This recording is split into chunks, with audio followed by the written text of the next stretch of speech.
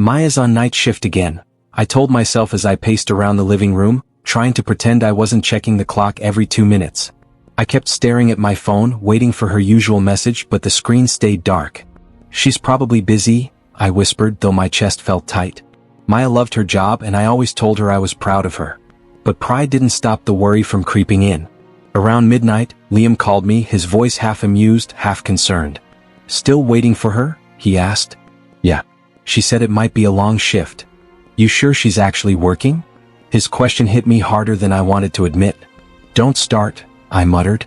"Maya wouldn't lie to me." Liam sighed like he was choosing his words carefully.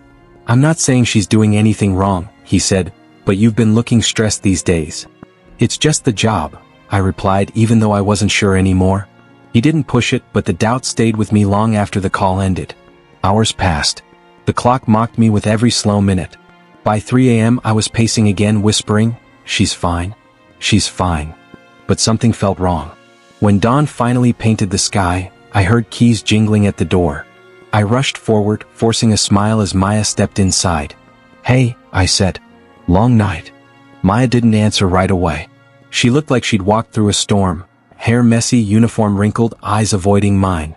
"You okay?" I asked, trying to keep my voice steady. "I'm fine," she said quickly, almost too quickly. Her eyes flicked toward the bedroom like she wanted to run from the conversation. "Rough shift." I tried again. "Can we not do this right now?" she snapped. The sharpness in her voice cut through me. "I'm just worried," I said. "You didn't reply all night." Maya brushed past me. "I told you it was busy." Her tone felt wrong, cold, distant, like someone I barely knew. I swallowed hard. "Did something happen? You look different." She froze for a second, then forced a small smile. "Just tired," she said. "Really tired." But even in her fake smile, I felt something break inside me. Liam texted then, "She home?" I replied yes, but added nothing else. He called me right away.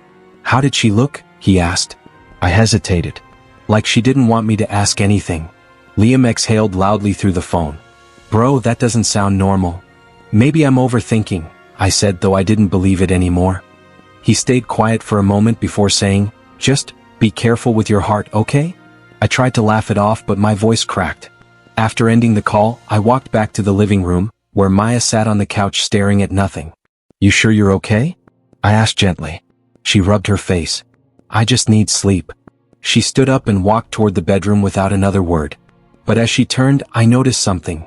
Her shirt was half untucked, and her collar had a smudge that looked nothing like dirt. My stomach tightened. "Maya, what happened out there?" I asked quietly. She paused, then shook her head. "Nothing important. Please just drop it."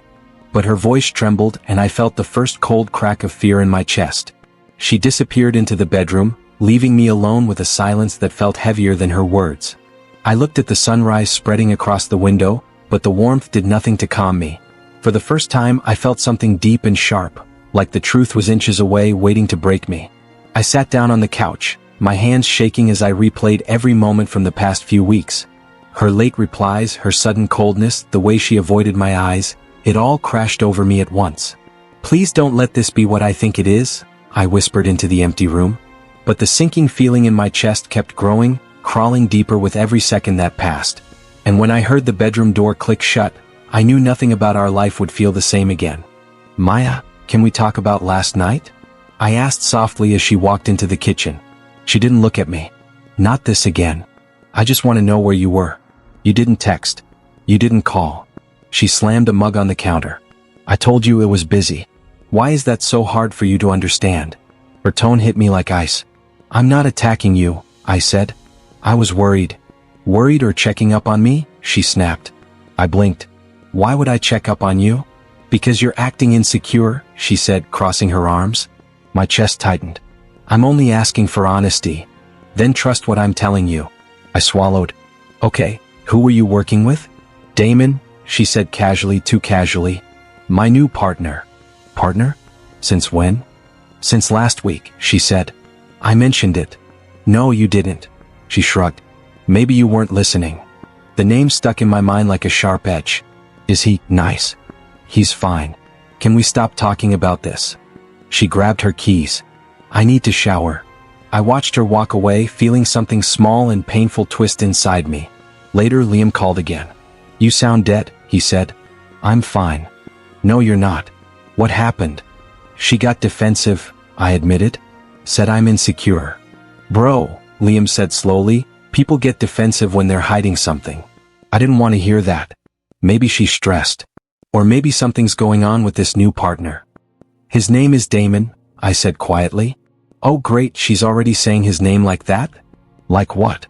"Like it doesn't matter to her that it matters to you." I rubbed my face. "I can't accuse her of anything." "I'm not saying accuse her," he said. "Just don't ignore the signs." But ignoring things was exactly what I was doing. That evening, when Maya came home, I noticed it immediately, a faint scent of cologne on her uniform. Not mine. Not hers. "Hey," I said, trying to smile. "Hey," she replied, avoiding my eyes. I stepped closer. "You smell different." She stiffened. "It's Damon's cologne." He stood close during a briefing. "Don't make it weird." "I didn't say anything," I said. "You implied it." She grabbed her phone and walked toward the balcony. "Maya, who are you calling?" I asked. "Work stuff." She stepped outside and shut the door behind her. I stood there, staring at the glass, watching her mouth move as she spoke softly, too softly. When she finally came back inside, I tried again. "Maya, can you sit for a second?" She groaned. "What now?" "We need to talk. Really talk." She rolled her eyes. "About what? My long hours? My partner? Your fantasies that I'm doing something wrong? That's not what I'm saying." "Then what are you saying?" she demanded. "I just feel like something's changing." "Everything changes," she muttered. "I miss how we used to talk," I said. "Laugh. Share things." She sighed loudly. "I don't have energy for emotional conversations every night." "Every night," I repeated. "I barely bring things up." "Well, when you do, it's draining." Her words sank into me like stones. "Draining? Talking to me is draining?" She looked away. "I didn't mean it like that." "Then how did you mean it?" She didn't answer.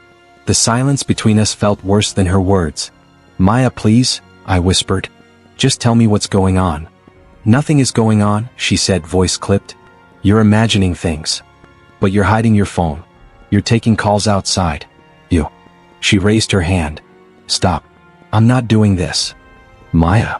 "You need to trust me," she said, stepping back. "Or this won't work." My throat tightened. "I do trust you.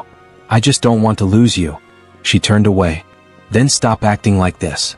I watched her walk into the bedroom again, the door closing between us like a warning. For the first time I felt it, the crack. Small, quiet, but real. "Bro, don't freak out," Liam said as he paced in front of me. But my cousin Rhea heard something at the station. Something about Maya and Damon. I frowned. "Rumors? Come on, Liam. You know how gossip spreads in a police station." "I know," he whispered, but Rhea said people noticed they've been too close. Like suspiciously close. "Stop," I muttered, shaking my head. "Maya wouldn't do that.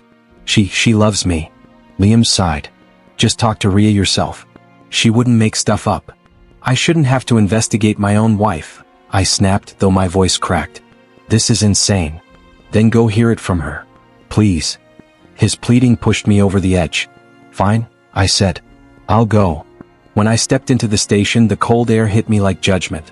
Phones rang, boots thudded, officers talked in rushed tones. I felt out of place, like everyone could see the doubt crawling under my skin.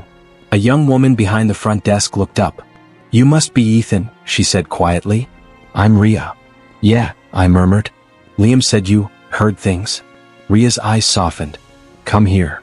She stood and guided me to a small hallway. "Listen," she whispered, "I'm not trying to hurt you. But people have noticed Maya spending a lot of time with Damon. More than usual." I swallowed hard.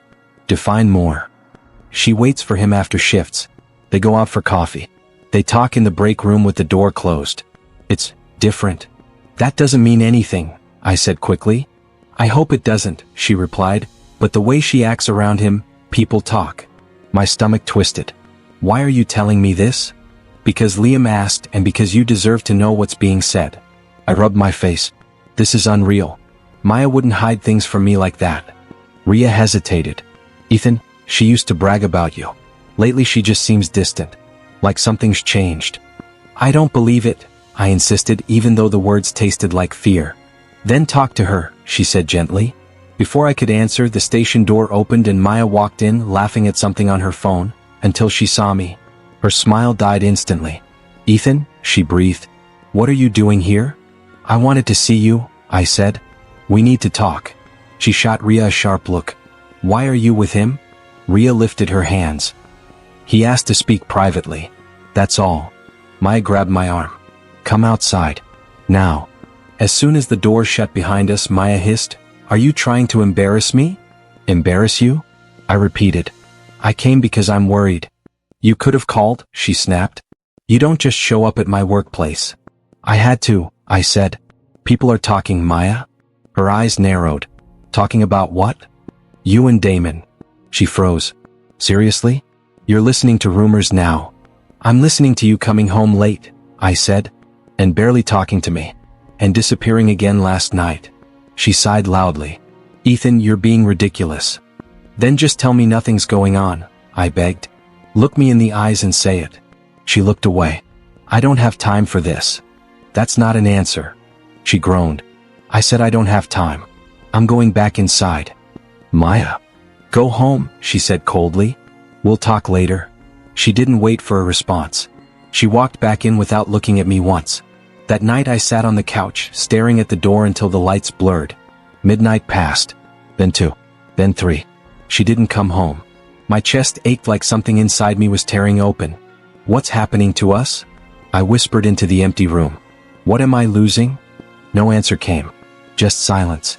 I stared at the clock glowing on my phone. If she's really working a night shift, I whispered to myself, then she won't notice me following. My chest tightened as I got into my car. Please, let me be wrong, I muttered. Let this be nothing. I tailed her from a distance, keeping my headlights low. Her patrol car turned down an industrial road I'd never seen her use before. Where are you going, Maya? I breathed. When she stopped behind an old warehouse, my heart thudded so hard I felt sick. Don't jump to conclusions, I told myself. Maybe she's answering a call. But no radio chatter came. No urgency. Just silence. Minutes dragged. I gripped the steering wheel until my hands shook. Go home, I whispered. Stop this. You'll only hurt yourself. But something inside me pushed my door open. As I walked closer, gravel crunched under my shoes like it was warning me. I reached the back of the warehouse, hiding behind a rusted dumpster. Her patrol car sat still, engine humming. I took one step forward, then another. And when I got close enough to see inside, everything inside me collapsed. Maya, I whispered. She wasn't alone. Damon's hand cupped her cheek. She leaned into him like she had once leaned into me. And then, without hesitation, they kissed. My breath broke. No, I said, but it came out as a desperate, broken gasp. I wanted to scream, to yank the door open, to demand answers, explanations, anything. But I couldn't move. I stood there, frozen in the dark, watching the woman I loved kiss another man like I didn't exist. My stomach twisted. My legs felt numb. My vision blurred. I can't believe this, I whispered. I can't. I stepped back, then another step, then turned away from the car entirely. The night air felt colder than anything I'd ever felt. Each breath hurt. Just walk, I told myself. Don't let them see you. Don't let them see you break. I kept walking until the warehouse disappeared behind me. I didn't know where I was going. I didn't know what time it was. I just walked until my legs gave out and I sat on the curb, staring at the road. I buried my face in my hands. Why did she do this to me? What did I do wrong? Why wasn't I enough? Footsteps rushed toward me, followed by Liam's panicked voice. Ethan? Hey man, what happened? Why are you out here? I lifted my head slowly. I saw them. Saw who? He asked. You're scaring me. Maya? I whispered. Maya and Damon. I followed her in. I saw them kissing. Liam's eyes widened. Oh my God. I thought the rumors were lies, I said. I thought she just needed space. I thought she still loved me. Liam knelt beside me. Ethan, listen to me. No, I said, shaking my head. I can't do this. I can't breathe. I can't think. Hey, he said firmly, grabbing my shoulders. This is your turning point. This is where you stop letting her break you. She made her choice. She was my whole life, I whispered. Liam, it feels like something is tearing out of my chest. I know, he said softly, but you don't deserve this pain. You deserve someone who respects you. I stared at the ground. I should leave her. You should, he said. You know you should. The words tasted like blood, like grief, like every memory we'd built was crumbling. I'm going to break up with her, I whispered. And even though saying it shattered me, I knew it was the only way to save what was left of me. I sat on the couch, hands trembling as I waited. The moment Maya walked in, I said quietly, "We need to talk." She didn't even look surprised. "About what now?" "I saw you," I said. My voice cracked. "Last night. At the warehouse." She froze for half a second, then shrugged.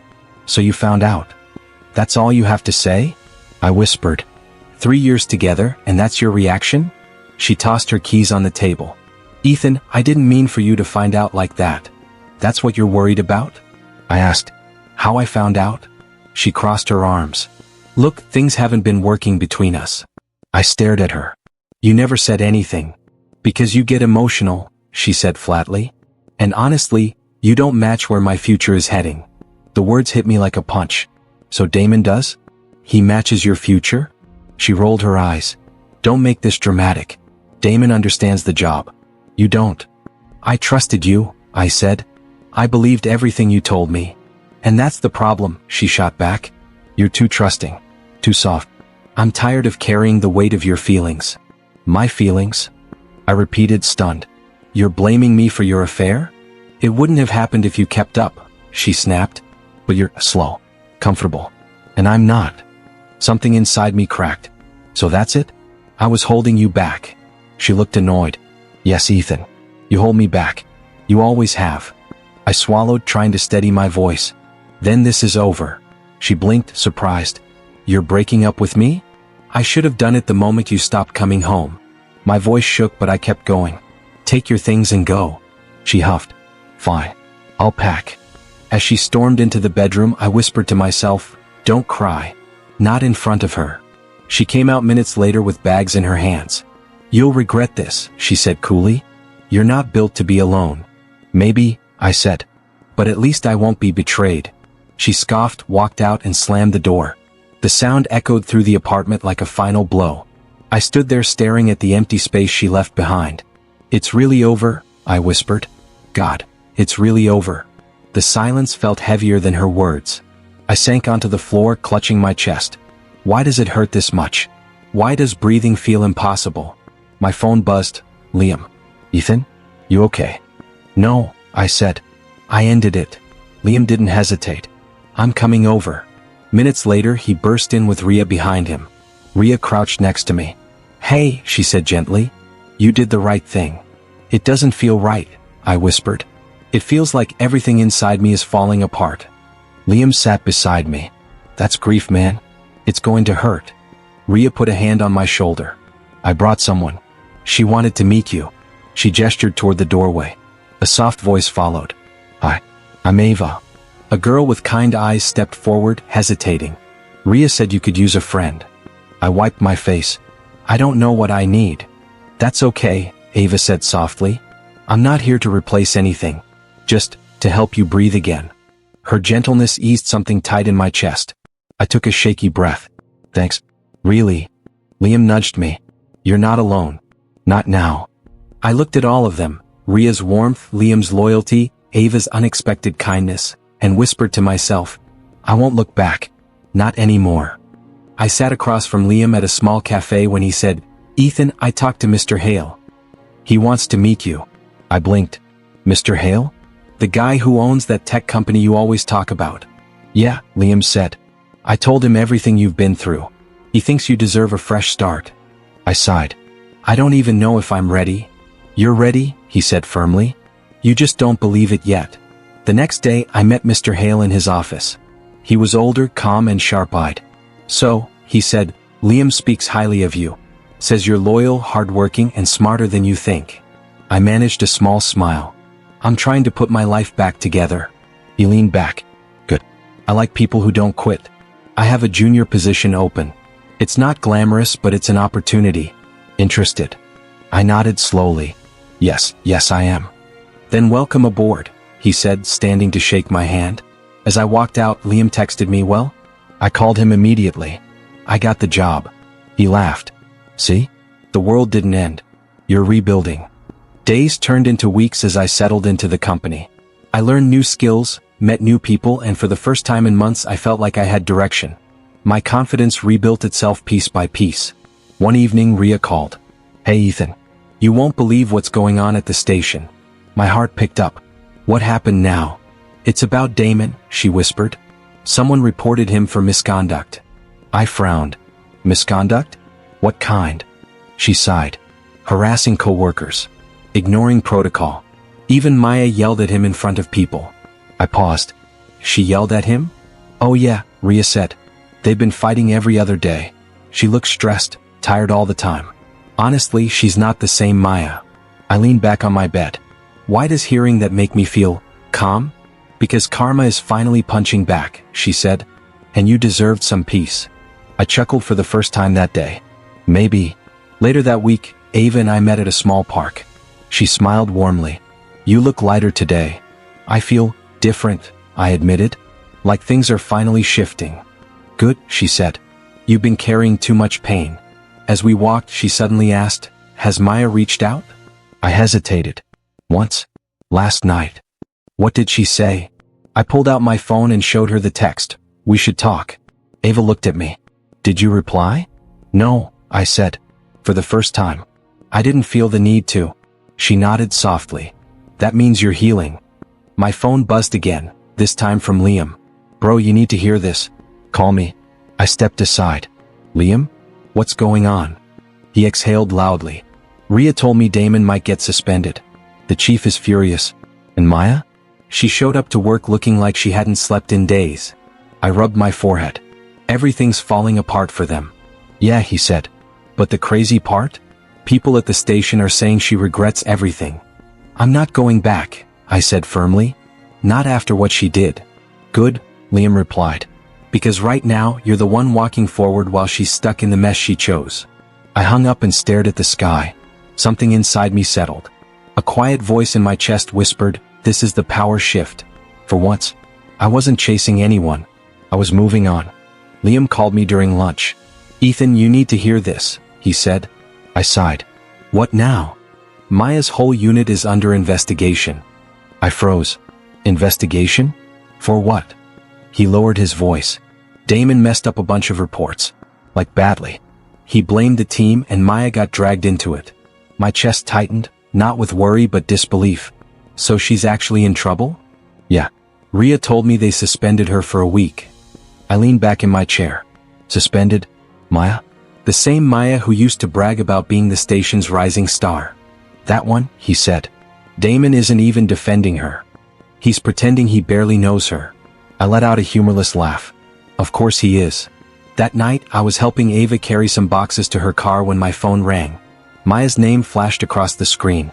Ava glanced at it. "Are you going to answer?" "No," I said, stuffing the phone into my pocket. But it rang again, and again. Ava gave me a gentle look. "You can pick up if you need closure." I exhaled and answered. "What do you want, Maya?" Her voice cracked. "Ethan, I need someone. Someone who understands me." I closed my eyes. "No, not anymore." "You don't get it," she whispered. "Everyone at work is turning on me. Damon won't talk to me. I feel." "Maya," I cut in, "you made your choices. Don't look for me just because they hurt you." She sniffed. "I didn't think you'd become this cold." I shook my head. "I'm not cold. I'm done." The silence on the other end was heavy. She finally whispered, "Please? Can we talk later? Maybe meet?" "No," I said softly. "Goodbye, Maya." I hung up. Ava watched me quietly. "Are you okay?" I nodded, though it felt like something inside me trembled. "Yeah. I just needed to say that." She set down the box. "You didn't shake. You didn't break. That's growth, Ethan." I leaned against her car. "Can I tell you something?" "Of course." I said slowly, I was scared she was the only person who would ever want me.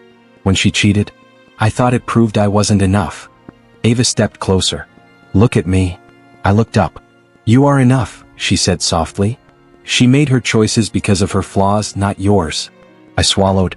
"Then why did it hurt so much?" "Because you loved her," she said. Real love doesn't disappear fast. I sighed. I hate that part. It means you're human. We talked for almost an hour. I told her things I'd never said out loud, my fear of being abandoned, how my parents' divorce still haunted me, how Maya's betrayal made me feel disposable. Ava listened without judgment. When I finished, she said, "You're not unlovable. You were just loyal to the wrong person." Her words hit deep, but they soothed something inside me. The next morning, Ria called. "You won't believe what happened," she said. "Let me guess," I replied. "More drama?" "Damon skipped his meeting with the chief," she said. "He's blaming Maya for everything now. She's falling apart." I rubbed my forehead. "How does she look?" "Like she regrets everything," Ria said. "Like she finally understands what she lost." I didn't say anything. Ria continued, "Ethan, she's not doing well. I'm not responsible for her anymore," I said quietly. And for the first time, those words didn't ache. They felt true. Ava texted me right after, "Proud of you. Keep moving forward." I smiled. Maya's world was falling apart, but mine was finally beginning to rebuild. I heard the knock just as I finished making coffee. At first I thought it was Ava, but when I opened the door and saw Maya standing there, eyes red, hair messy, uniform gone, I froze. "Ethan, please," she whispered. I stepped back instinctively. "Why are you here?" She shut her eyes like the question hurt. God, I didn't know where else to go. You shouldn't have come here." "I had to," she said, voice cracking. "I needed to see you. I needed to explain." "There's nothing left to explain." She walked past me into the living room before I could stop her. "Just listen," she pleaded. "Please, Ethan. Let me talk." I stayed near the doorway. "Say it and go." She turned toward me slowly. "Damon used me. He never cared about me. I thought he loved me." "That's your problem," I replied quietly. "Not mine." Her chin trembled. "You don't understand. He promised things. He said you were boring, predictable, and I deserved excitement. And I believed him. I was stupid." "You were selfish," I corrected. Maya took a shaky breath. "You're right. I was. But I'm here now. I'm sorry. I want to fix things." "You can't fix what you shattered," I said, my hands tightening around the mug. She stepped closer. "Just look at me, Ethan. I know I messed up, but you loved me once. And she reached out and touched my arm. "I still love you." I gently pulled away. "Don't do that." Her face fell. I used to touch you like this all the time. And I used to feel something when you did," I said. "Not anymore." She shook her head, tears falling. "Please don't say that. I can change. I swear I can." "I don't need you to change," I said. "I just don't need you." She sobbed, hiding her face in her hands. "I ruined everything. Damon threw me away. He blocked me. He laughed when I begged him not to leave. That still has nothing to do with me." "It does," she cried. "Because I should have been with you. You were good to me. You were steady. You loved me without games." "I did," I admitted. "But you killed that version of me the day you walked out." She looked up, desperate. "Ethan, I came to say I'm sorry. I came to fight for us. There is no us." She stumbled back like I'd struck her. "You're really done with me?" "I was done a long time ago." She covered her mouth, crying harder. "I can't lose you. You already did." The door behind me opened then, and Ava's voice broke the silence. "Ethan? I found the charger you..." She stopped when she saw Maya. "Oh, sorry, I didn't know you had someone here." Maya stared at her like she was seeing a ghost. Who is she?" I didn't hesitate. "Ava." Maya's voice trembled. "Are you too?" Ava looked at me, unsure if she should speak. I answered for both of us. "Yes, we're together." Maya sucked in a breath. No, Ethan, please don't say that. Tell me you're just trying to hurt me." "I'm not," I said. "I've moved on." She shook her head violently. "You're mine. You've always been mine." I finally stepped closer, meeting her eyes. "I'm not yours anymore." Maya's shoulders collapsed. "I made the biggest mistake of my life," she whispered. "I hope you learn from it," I said. "But I'm not your lesson." Ava came to my side, slipping her hand gently into mine. And the moment our fingers intertwined, Maya understood. She looked at us, really looked, and something inside her broke. "You're too late," I said softly. Maya nodded weakly, wiped her tears, and walked to the door without another word. When it closed behind her, I exhaled. Ava squeezed my hand. "You okay?" I nodded. "Yeah, for the first time." I actually am. I was wiping down the counter when Sam rushed in. Bro, she's here again. I didn't even look up. Maya? Yeah. She apologized to the customers. To me. To Mark. She even tried to mop the floor. I sighed. I told her to stop coming. She said she needs 5 minutes. I'm not giving her 5 minutes here. Sam lowered his voice. Maybe meet her somewhere else? End it clean. I hesitated, then nodded. Fine. Text her the cafe on Maple. When I arrived, Maya was already sitting by the window, hands shaking around a cup she clearly hadn't touched. She looked up quickly. Ethan, thank you for coming. I'm here to end this, I said as I sat down. She swallowed. I know. I won't beg anymore. I need to hear what you feel. Really feel. You want honesty? Yes. All of it. I leaned back. Fine. You hurt me. She blinked fast. I know. No, I interrupted. You don't know. I need you to listen without defending yourself. She nodded silently. I spent nights wondering what I did wrong, I said. I replayed every moment, every joke, every kiss, trying to find the part where I failed you. Maya whispered, you didn't fail me. I know that now, I said. But back then, I felt disposable, replaceable. Like everything I gave you meant nothing. Her voice broke. It meant everything. I was just stupid. I trusted you, I continued. I believed every word you said. And you turned around and handed that trust to someone who didn't even care about you. Maya pressed her hand to her mouth, tears spilling. I hate myself for that. I used to wait for your texts, I said. I used to hope you'd come back and say it was all a mistake. But when you actually did, I felt nothing. Just tired. She looked shattered. Is there really no part of you that wants us again? No, I said calmly. Not anymore. Her tears fell harder. Then why meet me? To let go, I answered. Not for you. For me. She wiped her face. Do you forgive me? I paused before speaking. Yeah, I do. She choked on a sob. Ethan, please don't. I don't deserve forgiveness. It's not about deserving, I said. It's about freeing myself from what you did. Her hands trembled around the cup. I ruined the best thing I ever had. You made a choice, I said. And choices have consequences. She stared down at the table. Is she the reason you're so calm now? Ava? I asked. She's not the reason I moved on. She's the proof that I can. Maya looked up slowly. Is she good to you? She is. Does she make you happy? She does. Maya gave a small, broken smile. Then I'm glad. Even if it kills me, I'm glad. I stood up. I hope you find peace, Maya. She reached out but stopped halfway. Can I say one last thing? Go ahead. You were the only man who ever loved me without asking for anything, she whispered. And I threw you away. That will haunt me forever. I nodded gently. Goodbye, Maya. She broke completely then, covering her face as she cried. I walked out without looking back. Outside, the air felt lighter, almost warm. Ava texted me, done with work. Want to grab dinner? I smiled. Yeah, be there soon. As I headed down the street, I glanced back once. Maya stood in the cafe window, hand against the glass, watching me leave. For the first time, it didn't hurt. I kept walking toward the life waiting for me. I sat on the rooftop of my building, legs crossed, watching the sunrise. Liam joined me with 2 cups of coffee. You're up early, he said. I couldn't sleep, I admitted. Just thinking. About her? About everything, I said quietly.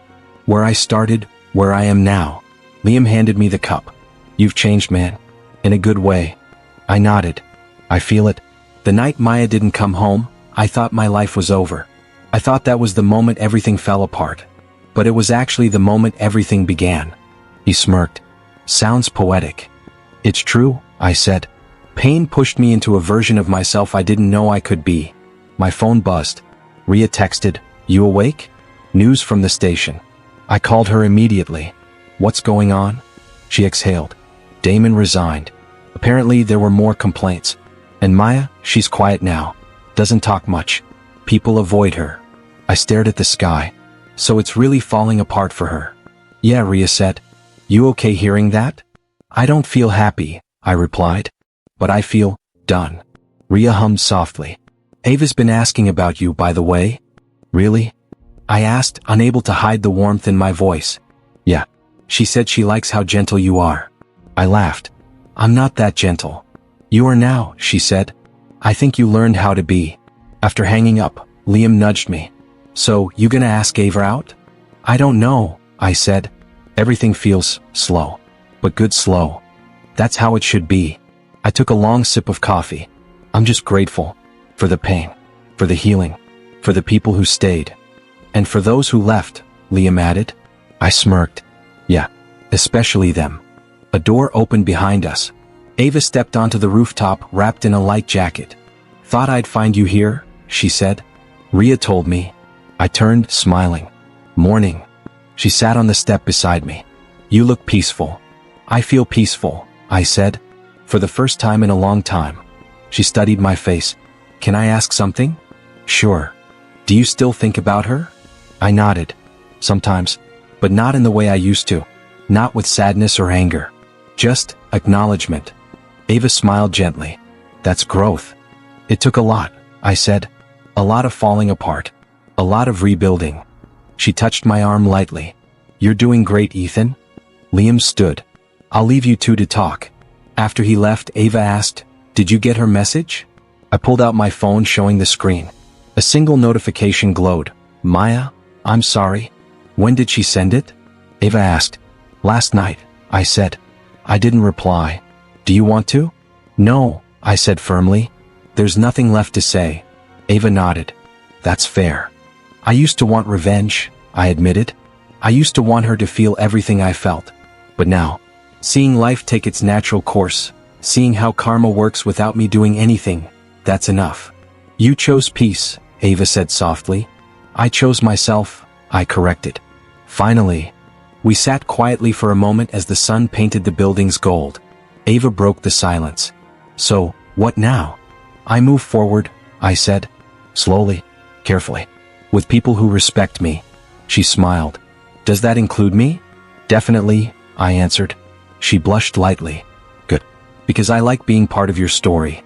And I like you in it, I said honestly. We stood together watching the city wake up. I slipped my phone back into my pocket without looking at Maya's message again. I'm ready, I whispered. For what? Ava asked. For whatever comes next. We walked toward the rooftop exit side by side, the morning air soft around us. I didn't look back, not even once. The past stayed behind me exactly where it belonged. I finally felt free.